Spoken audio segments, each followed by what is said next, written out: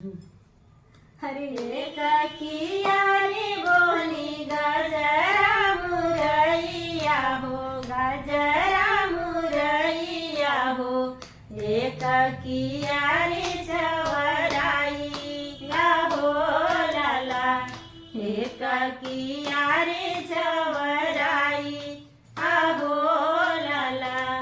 धावली आवेली दुल्हा बहिना हो, दुल्हा बहिना हो।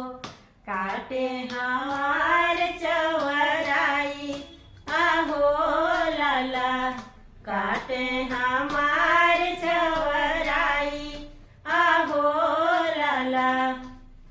अपने महलिया से निकर कमन भैया, निकर कमन भैया।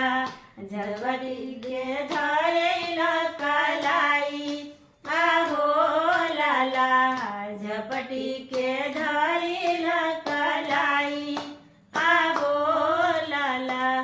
धैला कलाई आले गईला महलिया में, गईला महलिया हो। फुलवा के से जिया लछाई आहो लाला, फुलवा के से जिया बिछाई आहो लाला। हंसत खेलत भैना बोरा बिनु सहरा हो, बोरा बिनु सहरा हो।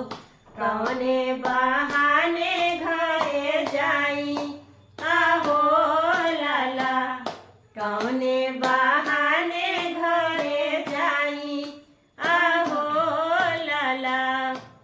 हथवा में ले आया तुलसी का माला हो, तुलसी का माला हो।